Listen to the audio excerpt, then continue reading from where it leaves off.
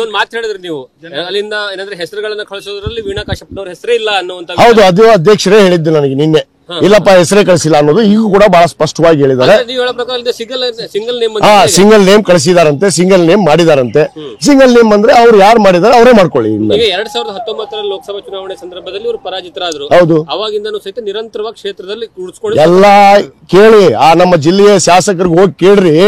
ಇವಳು ಅವ್ರ ಚುನಾವಣೆಯಲ್ಲಿ 23 ಇದು ನಮ್ಮ ಅಸೆಂಬ್ಲಿ ಚುನಾವಣೆ, ವಿಧಾನಸಭಾ ಚುನಾವಣೆಯಲ್ಲಿ ಇವಳ ಪ್ರಚಾರಕ್ಕೆ ಬಳಕೆ ಮಾಡಿಕೊಂಡು ಇವಳಿಗೆ ವಚನ ಕೊಟ್ಟಿದ್ದಾರೆ ಎಲ್ಲ ಶಾಸಕರು. ಇಲ್ಲಮ್ಮ ನಿನಗೆ ಖಂಡಿತವಾಗಿ ಟಿಕೆಟ್ ಕೊಡಿಸ್ತೀವಿ ಅಂತೇಳಿ ಇವತ್ತು ಈ ರೀತಿ ಶಾಸಕರ ಮೇಲೆ ಹಾಕೋದು, ಈ ಶಾಸಕರೇನು ಹೇಳಿಲ್ಲ ಅಂತ ಅನ್ನೋದು ಇದು ಸರಿಯಾದ ಅಲ್ಲ. ಇದು ಪಕ್ಷಕ್ಕೆ ಹಾನಿ ಆಗತ್ತೆ. ಇದು ಬಹಳ ಸ್ಪಷ್ಟವಾಗಿ ಹೇಳ್ತೀನಿ. ಇದು ಕೇವಲ ಒಂದು ಕಡೆಗೆ ಆಗೋದಿಲ್ಲ, ಎಲ್ಲೆಲ್ಲಿ ಇದ್ರ ಶಕ ಬಡ್ಕೊಳುತ್ತೋ, ಏನೇನು ಅನಾಹುತಗಳಾಗ್ತೋ ಆಗ್ತಾವ. ಈಗ ಸಂಯುಕ್ತ ಪಾಟೀಲ್ ಯಾರು ಅನ್ನುವಂತಹ ಪ್ರಶ್ನೆನೇ ಬಹಳಷ್ಟು ಜನ ನಿಮ್ಮ ಕ್ಷೇತ್ರದಲ್ಲಿ ಕೇಳ್ತಿದ್ದಾರೆ ಅನ್ನುವಂಥದ್ದು. ಅಲ್ಲ, ನಮ್ಗೆ ಸಹಜವಾಗಿ ಅಲ್ಲ, ಯಾರು ಗೊತ್ತಿರ್ಬೇಕಲ್ಲ, ಅಟ್ಲೀಸ್ಟ್ ಕ್ಯಾಂಡಿಡೇಟ್ ಆಗ್ತಾರೆ ಅನ್ನೋದು. ನಾನು ಒಬ್ಬ ಶಾಸಕನಾದವನೀಗ, ನಾನು 4 ಬೇರೆ ಕಾಂಗ್ರೆಸ್ ಪಕ್ಷದಲ್ಲಿ ಟಿಕೆಟ್ ತಗೊಂಡಿದ್ದೀನಿ, 2 ಬೇರೆ ಶಾಸಕನಾಗಿದ್ದೀನಿ. ಇವತ್ತು ನನ್ನ ಗೊತ್ತಿರ್ಬೇಕಲ್ಲ, ನಾನು ಈ ಪಕ್ಷದಲ್ಲಿ ಟಿಕೆಟ್ ತಗೊಂತಾ ಇದ್ದೀನಿ.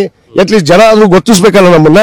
ಆ ಗುರ್ಸುವಂತ ಕೆಲಸ ಎಲ್ಲಾಗಿದೆ, ಯಾರಿಗೆ ಭೇಟಿ ಆಗಿದ್ದಾರೆ, ನಮ್ ಜಿಲ್ಲೆಗೆ ಏನ್ ಸಂಬಂಧ? ನಿಮ್ಮ ನಾಯಕರು ಯಾರಿಗೆ ಒತ್ತಡದಲ್ಲಿ ಬಂದಿದ್ದಾರೆ ಅಂತ ರಾಜ್ಯದಲ್ಲಿ ಕೊಟ್ಟರು ನನಗೆ ಅದು ಗೊತ್ತಿಲ್ಲ. ನಾವಂತರೂ ಈಗ ಮೊನ್ನೆ ನಮ್ಮ AICC ಅಧ್ಯಕ್ಷರ ಮುಂದೆ ನಾವು ಹೇಳ್ಕೊಂಡಿದೀವಿ. ಅವರು ಕೂಡ 4 ಗಂಟೆಗೆ ಇವತ್ತು ತೀರ್ಮಾನ ಆಗುತ್ತೆ ಅನ್ನೋದು ಮಾತನ್ನು ಹೇಳಿದ್ದಾರೆ.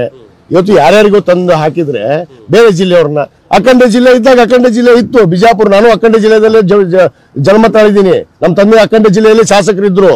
ನಮ್ಮ ಕುಟುಂಬ ಕೂಡ 50-60 ವರ್ಷದಿಂದ ರಾಜಕಾರಣದಲ್ಲಿ ಇರುವಂತದ್ದು. ಇವತ್ತು ಇಲ್ಲಿ ತಗೊಂಬಂದು ಯಾರೋ ಒತ್ತಡಕ್ಕೆ ಯಾವುದೋ ಒಂದು ವ್ಯವಹಾರಕ್ಕೆ ಇಲ್ಲಿ ಮಾಡುವಂಥದ್ದು ಸರಿಯಲ್ಲ. ಇದು ಆದ್ರೆ ಜನ ನಿರ್ಧಾರ ಮಾಡ್ತಾರೆ. ನಮ್ಮ ನಡೆ ಜನರ ಕಡೆ, ಜನರು ಏನ್ ಹೇಳ್ತಾರೆ ಆ ನಿಲುವೇ ನನ್ನ ನಿಲುವು. Okay, thank you.